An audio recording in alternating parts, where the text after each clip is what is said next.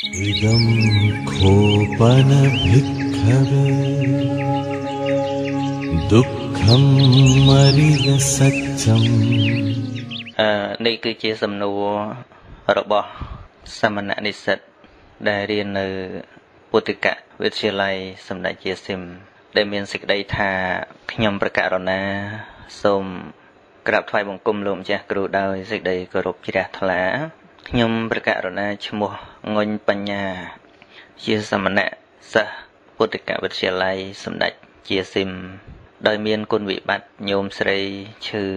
ចំណែកញោមប្រុសផឹកស្រាជារៀងរាល់ថ្ងៃហើយខ្ញុំកណាចង់សឹកដើម្បីជួយញោមស្រីតើខ្ញុំកណាគួរសឹកឬអត់ចម្លើយឆ្លើយមិនតាន់បានទេថាគួរសឹកឬអត់នោះពីព្រោះខ្ញុំបកណាមិនតាន់ដឹងស្ថានភាពគ្រួសាររបស់លោកប្អូននឹងច្បាស់លាស់មិនដឹងថានៅក្នុងក្រុមគ្រួសារក្រៅពីលោកប្អូនផ្ទាល់នឹងមានបងប្អូនដែលជាពោះមួយនឹងប្រហែលអ្នកហើយកម្រិតជីវភាពគ្រួសារនឹងយ៉ាងណាមិនតាន់ដឹងណាដូច្នេះសំណួរដែលសួរថាគួរសឹកឬអត់នោះវាទាល់តែដឹងពីករណីនឹងសិនអានឹងទៅគួរឆ្លើយតើគួរសឹកឬអត់ក៏ប៉ុន្តែខ្ញុំប្រកាសណាសូមឆ្លើយជាទូទៅថាបើសួរថាតើបព្វជិតយើងនេះអ្នកបួសយើងនឹងអាចបំរើទំនុកបំរុងមេដាបិតាបានឬអត់អានឹងចម្លើយមានចម្លើយនឹងព្រះសម្មាសម្ពុទ្ធក៏ព្រះអង្គបានដោះស្រាយវិបត្តិរបស់កូនសិទ្ធិម្នាក់ដែលបានចេញទៅបួសសិទ្ធិនឹងមានកូនប្រុសតូលតែមួយនៅក្នុងក្រុមគ្រួសារដែរសូមម្ដាយចេញទៅបួសដោយសារជ្រះថ្លានឹងធម៌វិន័យរបស់ព្រះសម្មាសម្ពុទ្ធមេដាបិតានឹងចេះតែអង្វរថាកុំឲ្យកូនបួសអីកូនមានតែមួយប៉ុន្តែនៅតែអង្វរមេដាបិតារហូតដល់គាត់ព្រមឲ្យទៅបួសទៅនៅពេលដែលទៅបួសនឹងគាត់កាន់តែចាស់ទៅហើយលោកមិនមែនបួសនៅស្រុកអីលោកទៅព្រៃលោកទៅសិក្សាប្រកម្មដ្ឋានបដិបត្តិសមថវិបស្សនាអញ្ចឹងរីឯញោមរបស់លោកចេះតែចាស់ទៅអត់មានអ្នកចំហនៅក្នុងផ្ទះហ្នឹងអ្នកបម្រើកូនឈ្នួលអីហ្នឹងក៏ចេះតែបន្លំយកទ្រព្យសម្បត្តិរហូតទៅធ្លាក់ខ្លួនក្រហ្នឹងអស់ទាំងផ្ទះអស់ទាំងអីពួកលោកទៅជាង10ឆ្នាំអត់ដែរមកខ្លាយជាអ្នកសុំទានគេក្រោយមកបានដំណឹងពីគ្រួសារហ្នឹងថាធ្លាក់ខ្លួនដនដាបដល់ម្លោះលោកក៏សម្រក់ទឹកភ្នែកថាអាត្មាអញមកបួសចោលគាត់ហាមដែរតែមិនស្ដាប់ចឹងទៅក៏សំណោះសំណោកមេដាបិតារបស់លោកហ្នឹងលោកនិមន្តមកបំណងថានឹងសឹកនេះគឺជារឿងទៅមិនមែនសម្រាប់តែព្រះអង្គទេគឺថាមនុស្សយើងអ្នកបួសក៏ដោយអ្នកមិនបួសក៏ដោយគឺតែងតែមានក្រុមគ្រួសារដែលត្រូវគិតគូរជាពិសេសមេដាបិតាហ្នឹងនៅពេលដែលមកចិត្តក្រុងសាវត្ថីហ្នឹងមានផ្លូវបែកជាពីរផ្លូវមួយទៅវត្តចេតពុនផ្លូវមួយទៀតទៅផ្ទះញោមប្រុសស្រីរបស់លោកគិតថាគួរទៅរញោមមុនដើម្បីសឹកចិញ្ចឹមគាត់តែម្ដងឬក៏ទៅថ្វាយបង្គំលាព្រះអង្គសិននឹកញោមនោះនឹកក្រៃលែងនឹកមធ្យមឯធម្មនិតមិនគួរណាគាត់ធ្លាក់ខ្លួនដល់ថ្នាក់ដើរសុំទានគេអញ្ចឹងសេដ្ឋីមួយទាំងមូលមានទ្រព្យ40កោដអញ្ចឹងទៅក៏បានទៅលាព្រះសម្មាសម្ពុទ្ធ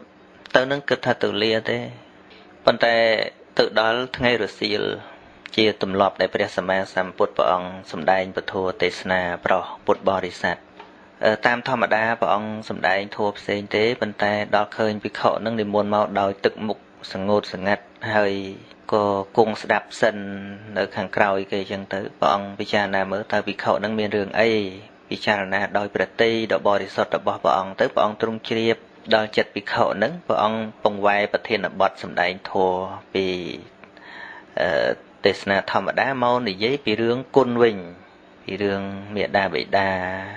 ព្រះអង្គលើកឡើងថាការដឹងគុណនេះគឺជាគុណលួងរបស់សប្បុរស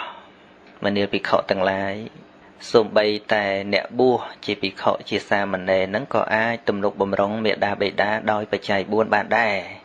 លោកឮប៉ុណ្ណឹងមកសប្បាយចិត្តអញមិនចាំបាច់សឹកឯណា នៅជាបព្វជិតហ្នឹងក៏អាចដើម្បីទំនុកបំរុងមេដាបេតាបានថ្វាយបង្គំលាព្រះអង្គទៅដោយទឹកមុខញញឹមថាមិនចាំបាច់បោះបង់មួយធ្វើមួយទៀតនោះទេក៏ទៅដល់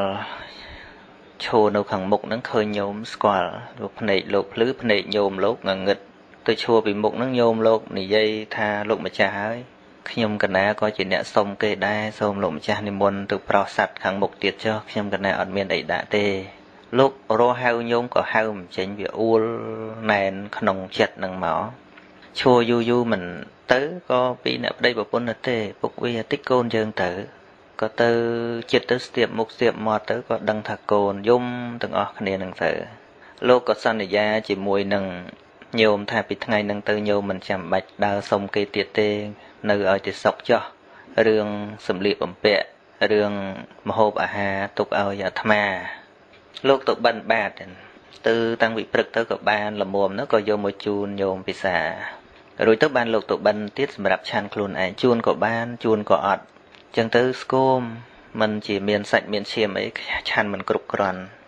រីឯស្បង់ជីវរណាដែលនៅថ្មីហ្នឹងលោករុះដេជាសម្លៀកបំពាក់ឲ្យ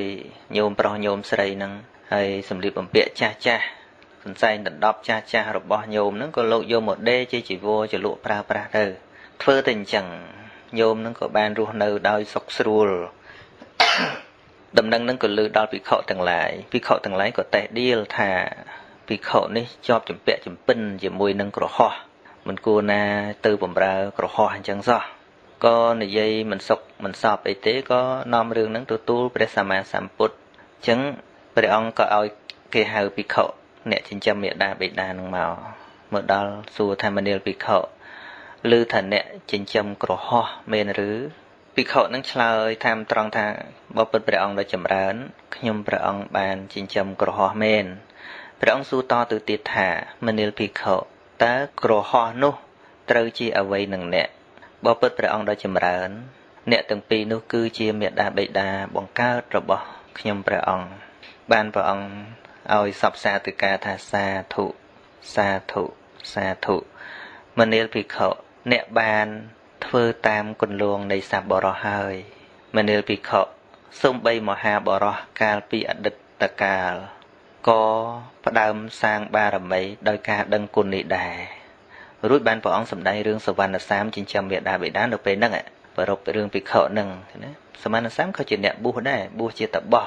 ចិញ្ចឹមមេដាបេតាចប់រឿងកាលណាព្រះអង្គប្រជុំគាថាហើយសម្ដែងប្រកាសសច្ចធម៌ទៅភិក្ខុនឹងបានសម្រេចជាសោតាបណ្ណបុគ្គលរួចព្រះអង្គបញ្ញត្តិសិក្ខាបទមួយដោយភ្លាមថាភិក្ខុណាតេះដៀលចំពោះភិក្ខុអ្នកចិញ្ចឹមមេដាបេតាភិក្ខុនោះត្រូវអាបាត់ទុកគាត់អញ្ចឹងណាមានភិក្ខុអ្នកចិញ្ចឹមមេដាបេតាដោយបច្ច័យ4ឬទំនុកបំរុងដោយអ្វីក៏ដោយឲ្យតែជារបស់ផ្ទាល់ខ្លួនរបស់លោកហើយមានភិក្ខុណាទៅតេះដៀលភិក្ខុនឹងភិក្ខុអ្នកតេះដៀលនោះត្រូវអាបាត់ទុកគាត់អញ្ចឹងបានជារឿងការដឹងគុណនឹងសំខាន់ណាស់ហើយក៏សូមផ្ដាំញើញាតិញោមពុទ្ធបរិស័ទផងយើងកុំឃើញការទំនុកបំរុងរបស់បព្វជិតហ្នឹងទៅជាទោសទៅវិញនោះព្រោះក្នុងសង្គមហ្នឹងចេះតែទើសចេះតែតោះជួនកាលមកពីមិនយល់ផងជួនកាលមកពីការច្រណែននោះផងហើយដែលខ្ញុំកណាចាប់អារម្មណ៍យកបញ្ហាហ្នឹងយកមកនិយាយតាមពិតវាមានភាពលំបាកយ៉ាងណាខ្ញុំកណាក៏ធ្លាប់ដឹងប៉ុន្តែបើគិតពីស្ថានភាពខ្ញុំកណាប្រហែលជាមិនលំបាកដល់ព្រះអង្គទេខ្ញុំកណាធ្លាប់ញោមឈឺចឹងដែរហើយលំបាកយ៉ាប់នៅពេលនោះក៏មិនដឹងថាត្រូវនិយាយប្រាប់នរណាកាន់តែលំបាកកាន់តែខ្ជិលនិយាយមានតែយើងខ្លួនឯងទេដែលដឹងថាយើងលំបាកយ៉ាងណាពេលដែលព្រះអង្គលើករឿងហ្នឹងមកខ្ញុំកណាក៏យល់អំពីទុក្ខលំបាកដែលធ្លាប់ឆ្លងកាត់មកប៉ុន្តែអ្វីដែលខ្ញុំកណាមិនលំបាកដល់ព្រះអង្គគឺឪពុកផឹកស្រារាល់ថ្ងៃនោះ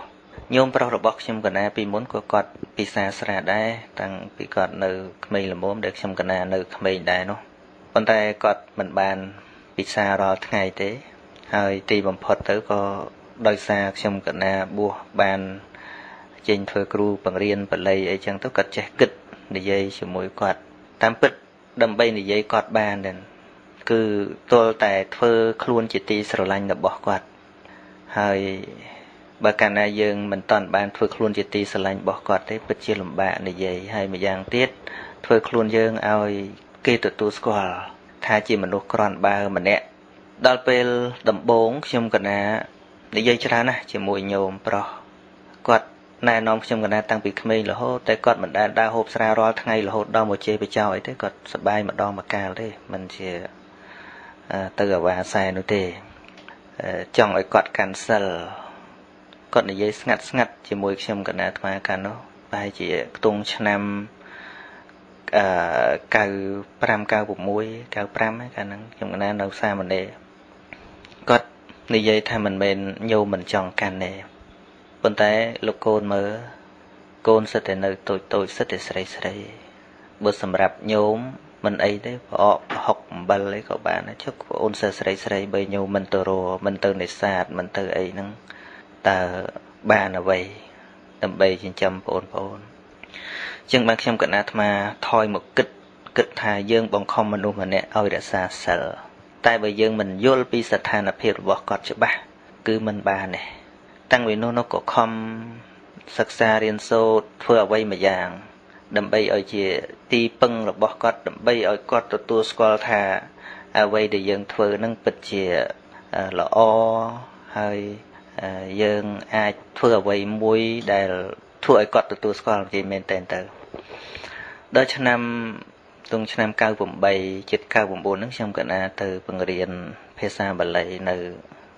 វត្តចិត្តហ្នឹងនៅពេលនោះគាត់មិនតាន់កាន់សិលទាំងស្រុងទេស្រាក៏គាត់ចាប់ផ្ដើមថយដោយគាត់ខ្មាស់អៀនម្ដងបន្តិចគាត់កើតហិរិនៅក្នុងចិត្តណាគាត់គិតថាកូនរបស់អញជាអ្នកបួសម្យ៉ាងទៀតជាអ្នកបង្រៀនជាគ្រូបង្រៀនផងហើយបើពុកធ្វើមិនសមវាអាចប៉ះពាល់ដល់កិត្តិយសប៉ុន្តែគាត់នៅម្ដងម្កាលរឿងនេសាទអីហ្នឹងគាត់ចាប់ផ្ដើមកាត់បន្ថយគាត់មិនហ៊ានទៅពេលថ្ងៃគាត់លោភទៅពេលយប់ខ្មាស់គេគាត់គិតខ្លួនគាត់ថាសមតែជំរះឲ្យវាស្រឡះទៅវត្តទៅវាចំណាស់នឹងហើយដល់អញ្ចឹងអាត្មាឃើញថាខ្ញុំកណាក៏ឃើញថាគាត់មិនមែនមិនចង់លះមែនប៉ុន្តែកត្តាជីវភាពនឹងចាំបាច់ត្រូវតែអញ្ចឹងខំទៀតប្រឹងប្រែងខ្លួនឯងប៉ុន្តែមិនមែនទៅដើរប្រមូលប្រាក់ប្រមូលអីពីណាទេគឺថាធ្វើយ៉ាងណាដើម្បីបានឧបត្ថម្ភគាត់ខ្លះនឹងដោយសមាអាជីវៈទេណាមិនមែនដើរប្រមូលមិនដើរទៅសុំគេមិនមែនអីទេគឺថាធ្វើយ៉ាងណាជាទីជ្រះថ្លាទៅហើយក៏គិតក្នុងចិត្តថាមិនដឹងថាសัพបរោះណាអាចមានសទ្ធាជ្រះថ្លាអាចបន្ធូរបន្ថយនៅទុក្ខលំបាករបស់អាត្មាអញបានឬអត់ណោះសូម្បីខ្ញុំកណាអាត្មាបានបង្រៀនដំបូងហ្នឹងហើយគឺនៅតែលំបាកដែលកប់ទុកនៅក្នុងចិត្តហ្នឹងពិបាកនិយាយអញ្ចឹងខ្ញុំកណាទាញយកសំណួររបស់ព្រះអង្គមកនិយាយហ្នឹងគឺធ្លាប់ខ្លួនឯងពិបាកអញ្ចឹងញោមក៏ឈឺប្អូនក៏ឈឺជាពាក់លុយគេតិចតួចមិនដឹងថាបានលុយពីណាសងពិបាកណាអ្នកមិនធ្លាប់ក្រមិនយល់ទេអ្នកធ្លាប់ក្រឲ្យតល់ទេណាអាតល់ទៀតហ្នឹងគឺពិបាកមែនតើអញ្ចឹងបានខ្ញុំកណាយល់ថាព្រះអង្គពិតជាមានភាពលំបាកអ្នកដែលមិនជួបប្រទះបែបនោះគឺមិនយល់ថាការលំបាកហ្នឹងយ៉ាងម៉េចទេប៉ុន្តែសេចក្តីព្យាយាមទៅធ្វើសេចក្តីល្អសិក្សារៀនសូត្រធ្វើម៉េចកុំឲ្យមានកំហុសហើយនឹងព្យាយាមតាំងចិត្តមុតមមថាយើងត្រូវតែប្រែពិភពលោកនេះគឺពិភពគ្រួសាររបស់យើងនឹងផងនឹងអាចកែប្រែជីវិតយើងដោយការខិតខំប្រឹងប្រែងមិនធ្វេសប្រហែសពេលវេលារឿងនេះដែលខ្ញុំកណានិយាយចេញមកនេះដោយសារខ្ញុំកណាឆ្លងផុតពីបញ្ហាហ្នឹងហើយបាននិយាយតែបើកំពុងតែមានបញ្ហានោះខ្ញុំកណាអត់និយាយទេតែមិនមែនជាការបន្ទោសព្រះអង្គទេព្រះអង្គសួរពីបញ្ហាគួរសឹកឬអត់មិនមែនថាឲ្យជួយឲ្យអីនោះទេអញ្ចឹងកណាអាចស្ដាប់រឿងដែលខ្ញុំកណាបានរៀបរាប់មកហ្នឹងសឹកឬមិនសឹកអាស្រ័យលើយើងសម្រាប់ចិត្តមិនជាការខុសទាស់អីទេប៉ុន្តែគ្រាន់តែដឹងថានៅជាបព្វជិតហ្នឹងក៏អាចទំនុកបំរុងមេដាបេដាបានដែរហើយនៅជាបព្វជិតហ្នឹងអាចថ្ងៃក្រោយទៅព្រះអង្គអាចកែប្រែញោមប្រុសឲ្យឈប់ហូបស្រាទៅទៀតផងតែបើយើងលាចាកទៅជាកុហកអាចគ្រាន់តែបំរើញោមស្រីបាន ប៉ុន្តែយើងក៏អត់មានឥទ្ធិពលអ្វីដើម្បីការពារញោមប្រុសទេនេះតាមដែលខ្ញុំកណាស្ដាប់ហើយខ្ញុំកណាមិនទាន់ដឹងថាតើព្រះអង្គមានបងប្អូនដែរឬអត់ណាបើជាកូនតូលហើយគ្មានអ្នកណាមើលសោះអានឹងខ្ញុំកណាមិនខត់ទេណាជួនកាលជំងឺគាត់ត្រូវលើកត្រូវដាក់យើងជាបព្វជិតហ្នឹងទៅលើកដាក់វាអត់កើតហើយយើងជាកូនតូលនៅក្នុងក្រុមគ្រួសារផងអានេះខ្ញុំកណាមិនខត់ទេណាតែប៉ុន្តែបើជំងឺគាត់ក្រន់នៅអាចដើររួចយើងអាចឧបត្ថម្ភបច្ច័យ4បានអានឹងហើយព្រះអង្គក៏នៅសិក្សាបន្តទៅទៀតចឹងហើយអាចទំនុកបំរុងបច្ច័យ4បានតិចតួចត្បិតខ្លួនឯងកុំចាយកុំវាយខ្ញុំណាធ្លាប់ណាខ្ញុំណានិយាយចឹងគឺខ្លួនឯងធ្លាប់អត់ហ៊ានចាយអីទល់ទៅសោះបានតិចតួចហ្នឹងគឺថាព្យាបាលជំងឺញោមស្រីរបស់ខ្ញុំកណាហ្នឹងណាមិនដែលហ៊ានចាយអីទល់ទៅសោះហ្មងរហូតដល់ទៅអ្នករៀនជាមួយគ្នាហ្នឹងថាខ្ញុំកណាហ្នឹងជាមនុស្សកំណាញ់អាចក្តាប់អីចឹងជាថាទៅសូម្បីទឹកអំពៅ200រៀល100រៀលខ្ញុំកណាអត់ដែលហ៊ានទិញទេឆ្នាំដំបូងមករៀនភ្នំពេញមានលុយ30000រៀលហ្នឹងគឺចុងបញ្ចប់នៅលុយ30000រៀលដដែលទិញអីឆាន់ព្រឹកហ្នឹងដោយសារទៅបិណ្ឌបាតចុងសប្តាហ៍ហ្នឹងជិះម៉ូតូទៅបិណ្ឌបាតនៅច្បារអំពើបានប្រាក់តិចតួចមកក៏ទិញសៀងទិញអីឆាន់ខ្លះចឹងទៅទិញតែសភៅរៀនហើយការសិក្សារៀនសូត្រនោះក៏គ្មានលុយកាក់ឯណាទៅបងសាលាថ្លៃរៀនគេលំបាកអ្នកមិនធ្លាប់ក្រមិនដឹងទេមិនដឹងទេតែខ្ញុំកណាដឹងច្បាស់ពីរឿងហ្នឹងណាហើយញាតិញោមពុទ្ធបរិស័ទដែលឮរឿងដឹងហើយអាចបងអោនចិត្តឧបត្ថម្ភលោកណាឧបត្ថម្ភបើនេះក្នុងករណីដែលគ្រួសាររបស់បកណានឹងទីតលក្រប៉ុន្តែក្រែងលោគ្រួសារនឹងមិនជាលំបាកយ៉ាប់អីទេវាគ្រាន់តែថាចង់បីបាច់ថែរក្សាគាត់ផ្ទាល់អីអាហ្នឹងវាជារឿងមួយទៀតណាប៉ុន្តែបើព្រះអង្គមានបងប្អូនដែរព្រះអង្គត្រូវដើរតួសំខាន់ក្នុងការបញ្យលបងប្អូននឹងឲ្យចេះថែរក្សាមេដាបិតានឹងគឺនិយាយដោយធម៌ត្រជាក់កុំស្ដីកុំបន្ទោសអីសោះការផ្ដាល់ជាមโนសញ្ចេតនានិយាយគឺបានមានប្រសិទ្ធភាពណាស់ទេប្រើធัวក្តៅអត់មានប្រសិទ្ធភាពទេជាមួយញោមព្រះអង្គដែលញោមប្រុសនោះក៏ដោយកុំនិយាយពេលដែលគាត់ស្វឹងឲ្យសោះយើងធ្វើសេចក្តីស្និទ្ធស្នាលកុំនិយាយចូលបញ្ហាភ្លាមបណ្ដុះសេចក្តីស្និទ្ធស្នាលម្ដងបន្តិចម្ដងបន្តិចនិយាយពីកិត្តិយសនិយាយពីស្អីយូរគាត់គង់តែនឹងយល់បានរឿងនេះខ្ញុំកណាធ្លាប់ពិសោធន៍ជាមួយនឹងញោមប្រុសញោមស្រី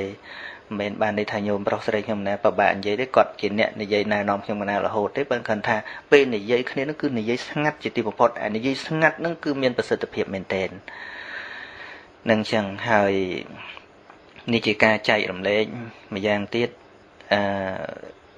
សូមប្រកេនដំណឹងទៅព្រះអង្គថាខ្ញុំកណានឹងអាចជួយសម្រាលជាថវិកាខ្លះប្រសិនបើខ្ញុំកណាអាចហើយព្រះអង្គត្រូវការនៅពេលណាដែលអាចជួបគ្នាខ្ញុំកណានឹងជួយខ្លះទេណាបើសិនជាត្រូវការថ្លៃថ្នាំពេទ្យអីខ្លះតាមការដែលអាចធ្វើទៅបានមិនមែនធានាទាំងអស់ទេណាហើយសង្ឃឹមថាសព្រមចារីឬក៏ពុទ្ធបរិស័ទនឹងអាចជួយសម្រាលទុក្ខលោកបើអាចស្ដាប់ឮហើយបងគឺធម៌ព្រះពុទ្ធប្រសើរផុតលោក